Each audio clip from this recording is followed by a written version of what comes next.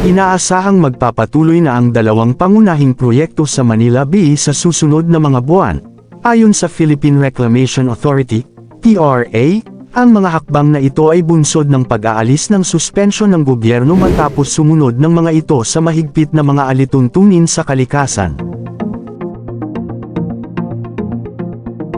At bago natin ituloy, kung ikaw ay bago pa lang sa aking YouTube channel ay huwag kalimutan mag-subscribe at i-click na rin ang bell icon para lagi kang updated sa mga bago kong upload video. Ang dalawang malaking reclamation project sa Manila Bay na inanunsyo ng Philippine Reclamation Authority, PRA, ngayong June 2026 na maaari nang magpatuloy, resumption, matapos ang mga nakaraang suspensyon ay ang Bacoor Inner Island Project at ang Manila Waterfront City Project.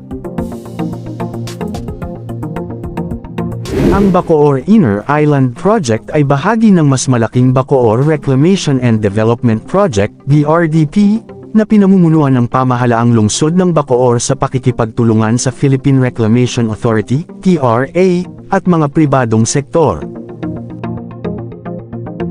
Nitong June 2026, muling naging sentro ng atensyon ang proyektong ito matapos ihayag ng PRA na maaari na itong magpatuloy, bagamat ang orihinal nitong sukat na 70 ektarya ay binawasan at itinakda na lamang sa 67.4 ektarya.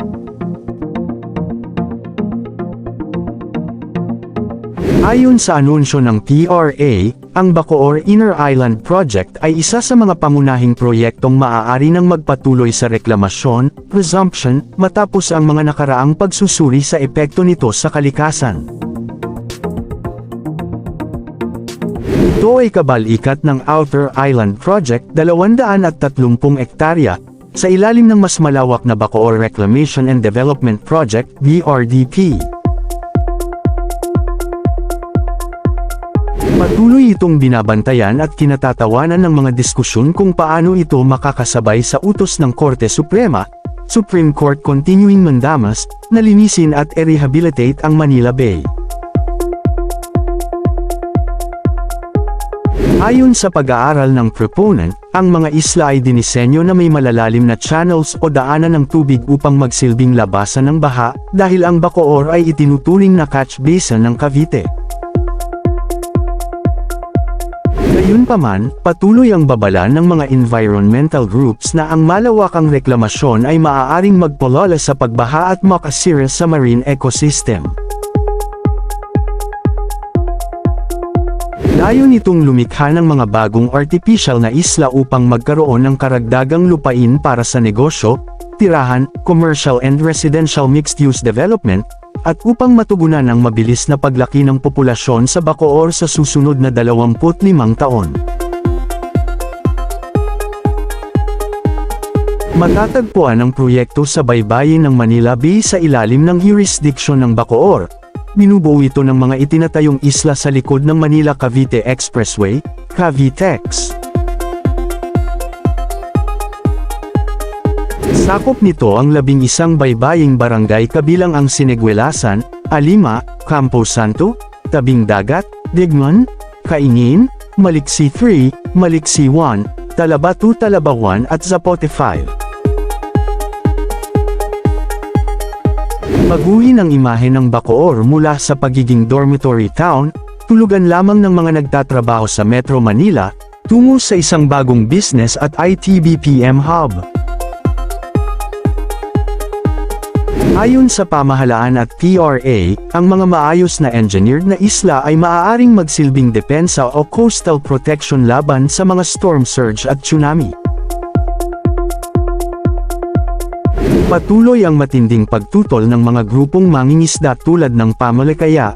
Ayon sa kanila, ang pagtatambak ng buhangin ay sumisira sa mga tahungan, mussel farms, at nagpapaliit sa kanilang huling isda. Noong June 3, 2026, nilagdaan ni Manila City Mayor Isko Moreno ang Executive Order No. 27 na nagtatalaga kay dating Representative Amado Bagatching bilang Chairperson ng Committee on Reclamation upang bantayan ang pagsunod ng mga proyekto sa batas at kalikasan. Bukod sa dalawang ito, nagpapatuloy din ang horizontal works para sa Pasay Reclamation and Development, 360 hectares, kasama ang SM Prime Holdings, at ang Pasay Harbor City, 265 hectares, na target matapos sa taong 2028 ayon sa ulat. Ang proyekto ay isang malawakang 360 hektaryang pinagsamang modernong lungsod sa Manila Bay na matatagpuan sa tapat ng SM Mall of Asia, MOA, complex. Ito ay pinapatakbo sa ilalim ng Public-Private Partnership, PPP, sa pagitan ng pamahalaang lungsod ng Pasay at SM Prime Holdings.